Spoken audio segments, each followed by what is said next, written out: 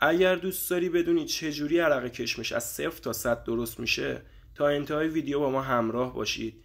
یه عرق 40% ناب براتون گرفتم، تا انتهای ویدیو با ما همراه باشید تا آموزششو با هم در کنار هم ببینیم و لذت ببریم. درود رفقا، حالتون چطوره؟ خیلی خوشحالم که برگشتیم ما باز در کنار شما با یه ویدیو آموزنده و کامل. برای عرق گیری کشمش، همونجوری که از اسمش مشخصه، بیس اصلیمون خود کشمشه. کشمشی که ما تهیه میکنیم باید کوالیتی بالایی داشته باشه یا همون کیفیت بالا. رفقاش، کشمشی که تهیه میکنید حتما باید دقت کنید بافت نرمی داشته باشه. میتونید با فشار دادن کشمش متوجه این موضوع بشید. وقتی که کشمش رو فشار میدید باید بچسبه به هم، گوشتی باشه، شیره بالایی داشته باشه. اینو فقط میتونید از همین فشار دادن توی مشت متوجه بشید. موضوع دوم که میتونید بفهمید کیفیت کشمشتون بالاه اینه که سفیدک هایی که روی کشمشه زیاد باشه. اون سفیدک هایی که میگم پکتین هست اسمش، که کار همون مخمر رو برامون انجام میده. اون مخمر طبیعیه. حتما موقع تهیه کردن کشمشی تهیه کنید که آفتاب خشک باشه، تیزابی نباشه. تیزابی به منظور این هستش که اون کشمش شسته شده، با دستگاهی خوش شده که اون پکتین روش از بین رفته. پکتین به منظور همون مخمر هستش که عملیات تخمیر رو برای ما میتونه انجام بده. عملیات تخمیر هم به منظور همون تبدیل قند یا همون شیرینی به الکل هستش.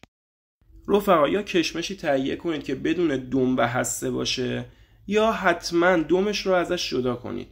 حالا نمیخوام وارد بحثش بشم که آیا متانول تولید میکنه یا نمیکنه. ما دم رو بیشتر برای این جدا میکنیم که طعم عرقمون رو بد نکنه. و اگر قراره از گوشتکوب برقی استفاده کنید، حتما کشمشتون باید بدون هسته باشه، چون اون هسته ها میشکنه و همونجوری که گفتم طعم عرق رو بد میکنه. اگرم میتونید کشمشی بگیرید که کلا بدون دم و هسته باشه. تو بازار پره و با یه سرچ ساده میتونید این کشمش رو به راحتی تهیه کنید. و در نهایت برای اینکه درصد الکلتون بالاتر باشه در کنار خود کشمش، میتونید از شکر استفاده کنید. من برای هر 1 کیلو کشمشی که میخوام استفاده کنم از حدود 100 گرم شکر استفاده میکنم. البته شکر رو قبلش من میجوشونم. دوستانی که ویدیوهای قبلی ما رو هم دنبال میکردن میدونن ما همیشه شکر رو میجوشونیم و دماش رو میاریم پایین، بعد به شراب خاممون اضافه میکنیم. ما به چند حب قند هم نیاز داریم برای آخر عرق گیری که به جای گلیسرین خوراکی ازش استفاده کنیم. حالا اگر گلیسرین دارید که میتونید از همون گلیسرین استفاده کنید. مورد بعدی چوب دارچین هستش که من خودم دوست دارم عطر و طعمش رو به عرق کشمش اضافه میکنم موقع تخمیر. شما هم میتونید برای هر 1 کیلو کشمش حدود 10 الی 15 گرم چوب دارچین استفاده کنید. مورد بعدی که ما نیاز داریم برای هر 1 کیلو کشمش حدود 3 الی 3.5 لیتر آب آشامیدنی خوشمزه و سبک نیاز داریم. اون آب هم اگر آب شهری هستش، شما حتما اون آب رو بجوشونید قبل از اینکه بریزید داخل دبه و کشمش رو قاطیش کنید. زمانی هم که آب رو میجوشونید باید دماش رو بیارید پایین و بعد قاطی کنید که پکتین یا همون مخمر کشمش ها سکته نکنن و از بین برن. شما میتونید شکر رو، آب رو، دارچین رو با هم قاطی کنید و بعد بذارید جوش بخوره. کشمش رو اصلا نباید موقع قل خوردن آب بهش قاطی کنید. حتما باید دمای آب رو بیارید زیر 30 درجه و بعد کشمش رو بهش اضافه کنید که پکتین ها از بین نرن. مورد اصلی که ما نیاز داریم دبه‌ای هستش که قرار عمل تخمیر رو انجام بدیم. کشمش رو قبل از اینکه بریزید داخل دبه حتما دبه‌تون رو با آب جوش بشورید که اون ضد عفونی بشه داخل دبه. سعی کنید از دبه‌ای استفاده کنید که نو باشه. قیمتی نداره، 40-50 هزار تومان یه دونه تهیه کنید و با آب جوش بشورید که کامل ضد عفونی بشه. و دبه‌ای که تهیه کردید حتما اینجوری شفاف باشه. این دبه‌های شفاف از مواد اولیه نو استفاده شده، یعنی بازیافتی نیست. منظورم اینه، حالا اگر غلط املایی دارم شما ببخشید. دبه نباید بازیافتی باشه. این دبه‌هایی که رنگی هستن یا سفید کدر هستن بازیافتی هستن و به درد کار ما نمیخورن و امکان تولید متانول خیلی زیاده. حتما از دبه شفاف و نو استفاده کنید. رفقا من اینجا دارم توضیحات خیلی کلی میدم. اگر میخواید ریز جزئیات رو بدونید ویدیوهای قبلی رو نگاه کنید، هم راجع به قفل هوا، هم راجع به دبه، راجع به همه چیز ریز توضیح دادم. لطفاً ویدیوهای قبلی هم یه سر بزنید نگاه کنید که از ریز جزئیات کلا تخمیر و تقطیر اطلاع داشته باشید. بریم سراغ ادامه ویدیو. رفقا همون جوری که تو ویدیوهای قبلی توضیح دادم، آب رو اگر میخواید بجوشونید داخل دیگی بریزید که مخصوص کارهای عرقگیری و شراب درست کردنتون باشه، یعنی اصلاً چرب نباشه، برای غذا استفاده نشده باشه قبلا. من 7 لیتر آب ریختم چون 2 کیلو کشمش دارم. شکر هم به ازای هر 1 کیلو 100 گرم ریختم داخل آب که قشنگ قل بخوره، یعنی 200 گرم ریختم. چوب دارچینم حدوداً 20 گرم انداختم داخلش. در آخرم که دمای آب رو آوردیم پایین، یعنی اومد با دمای محیط یکسان شدش، میتونید چوبای دارچین رو از آب جدا کنید که داخل دبتون نره و اگر از گوشت‌گوب برقی استفاده خواستید بکنید به مشکلی بر نخورید. رفقا تو ویدیوهای قبلی توضیح دادم چجوری میتونید سریع دمای آب رو بیارید پایین با استخر آب سر. آبی که جوشوندم سینک رو ببندید و آب رو باز کنید که دماش زودتر بیاد پایین. هم دمای محیط خونه بشه اگر دما سنج ندارید.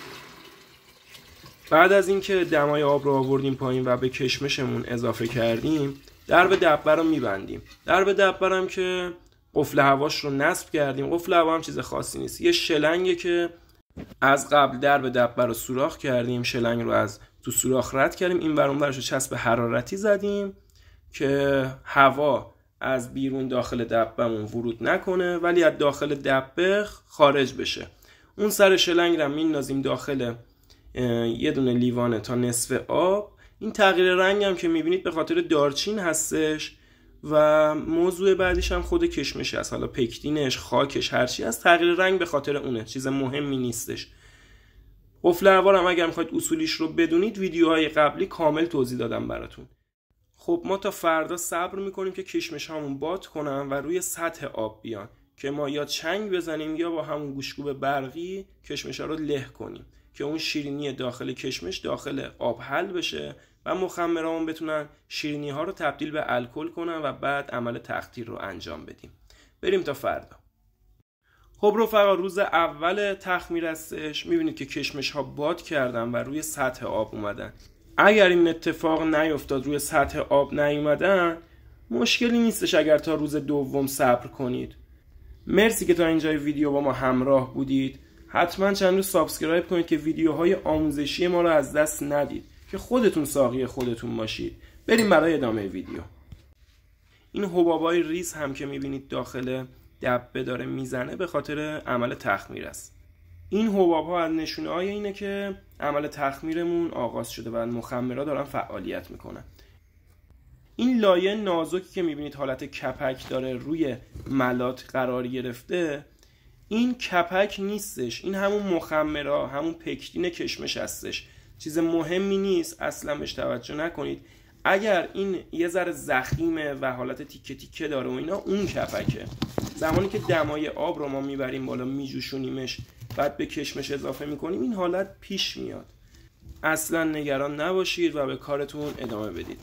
دیگه نوبتش رسیده که ما این کشمش ها رو له کنیم که اون شیرینیش قاطی آبمون بشه. اگر گوشت‌گوب برقی دارید و کشمشاتون بدون حسه و دم هستن، میتونید از گوشت‌گوب برقی استفاده کنید، یا میتونید دستتون رو تمیز بشورید و با آب داغ دستتون رو ضد عفونی کنید، چنگ بزنید. چنگ زدنش هم چیز سختی نیستش.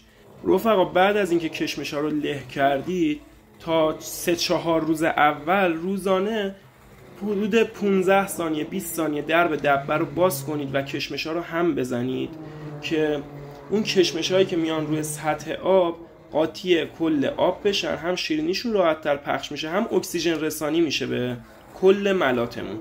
چون کشمش هایی که میان روی سطح آب جلوی اکسیژن رسانی رو میگیرن. خیلی مهمه که 3-4 روز اول در به دبه رو هی باز کنید، یه همه ریز بزنید، روزانه هم 1 بار بیشتر این کار رو نکنید و عمل تخمیرتون هم دیگه نهایت 20 الی 21 روز بیشتر طول نمیکشه. بعدش میتونید تخدیر رو انجام بدید.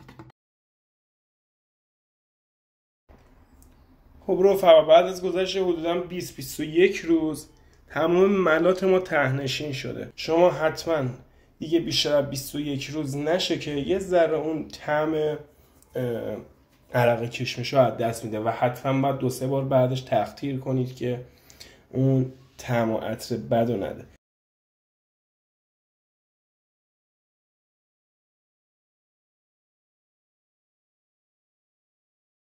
اینجوری ته‌نشین که شد، قفل هوا که از کار افتاد، اگر هیدرومتر دارید از هیدرومتر استفاده کنید، اگر ندارید هم دیگه بیشتر 21 روز نذارید این عمل تخمیر انجام میشه. دیگه نهایتش 21 روز. 21 روز گذشت. من هیدرومترم نمیندازم برای اینکه دیگه مطمئنم تمام شیرینی این ملات از بین رفته، چون و قفل هوا خیلی وقت از کار افتاده و این ملات هم کاملا ته‌نشین شده. من دیگه مستقیم میرم برای عرق گیری. فقط زمانی که خواستید این ملات رو بریزید داخل دیگ تقطیرتون، حتما یه صافی ردش کنید، یه توری بذارید، بعد اینو بریزید که این خورده های کشمش وارد دیگ عرق گیریتون نشه که یه ذره عرقتون رو کدر میکنه. چیز مهمی هم نیست، اگر ریختید با شعله خیلی کم عرق گیری رو انجام بدید. من اینا رو میریزم داخل دیگ و بریم برای ادامه عرق گیری.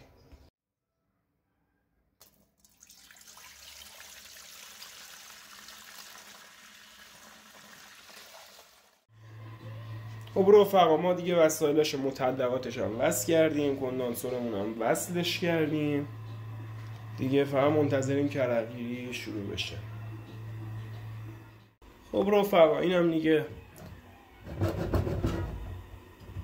شروع کرده بخار کردن، دیگه عرق گیری ما کم کم داره شروع میشه. ما آب کندانسورمون هم پر کنیم که اینم دیگه یه کوچولو داغ شده. شروع کنیم آب کندانسور رو پر کنیم که خب رفقا، ما قطره‌های اول عرقمون هم از کندانسورمون خارج داره میشه و زمانش رسیده که ما زیر دیگ رو کم کنیم، یعنی حرارتش کمتر بشه که عرق گیریمون با دمای کمتری انجام بشه. به ازای هر 1 لیتر ملاتی هم که داخل دیگ عرق گیریمون ریختیم، 10 cc الی 15 cc اول عرقمون رو جدا میکنیم و میریزیم دور. همون هد تخدیر یا سرگلمون رو جدا میکنیم. مثال من 7 لیتر ملات ریختم، حدود 70-80 cc باید جدا کنم.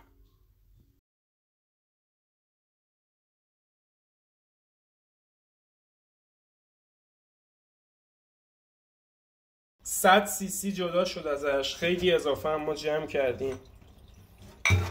جابجاش میکنیم دیگه. از اینجا به بعد هر چی بیاد ما 2 آتیشش میکنیم قابل خوردن. این حدود 70-80 cc الان ما ازش جدا کردیم به عنوان سرگل که بریزیمش دور. ببینید کاملا هم شفاف عرقه. خب رفقا، ما حدود 250 cc هم داخل این ظرف جدا کردیم بعد از هد تخدیر. این هد تخدیر هم واسه کارهای ضد عفونی استفاده میکنیم. این 250 cc دیگه قابل خوردنه. ما میخوایم الکل سنجی کنیم ببینیم درصد الکلش چقدر هستش از 2 کیلو کشمشی که ما برای عرق گیری استفاده کردیم. اینو هم با یه دونه گاواژ میکشم میریزم داخل مزور که ببینم بعد از سرگلم چند درصد من تونستم الکل به دست بیارم. و رفقا، به جز 100 cc اولی که من جمع کردم قراره بریزم دور، بقیه عرق گیری رو تا 20% من انجام میدم.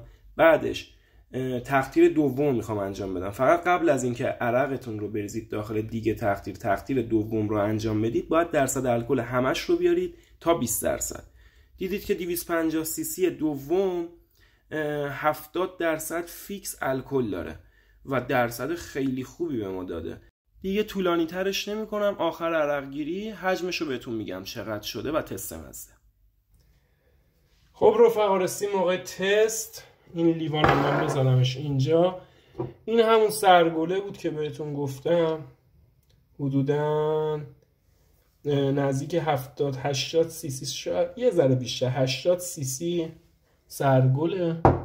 میذاریمش کنار که ما واسه کارهای ضد عفونی ازش استفاده میکنیم، قرار بریزینش دور. این یکی هم که دیگه عرق 40%مونه. این ظرف از 1.5 لیتر کمتر بودن، 1 لیتر و 400 اینا سرش هم خالی بودن، 1 لیتر و 200-300 ما تونستیم عرق بگیریم.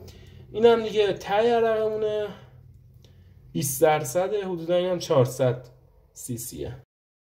خب رفقا رسیدیم سراغ تست مزه عرق 2 آتیشمون که 40% نابه. اینم شفافه به خاطر نوع شیششه، حالت شیششه که یه ذره کلر به نظر میسه و اینا شفافه. بریم واسه تست مزه ببینیم چه کردیم.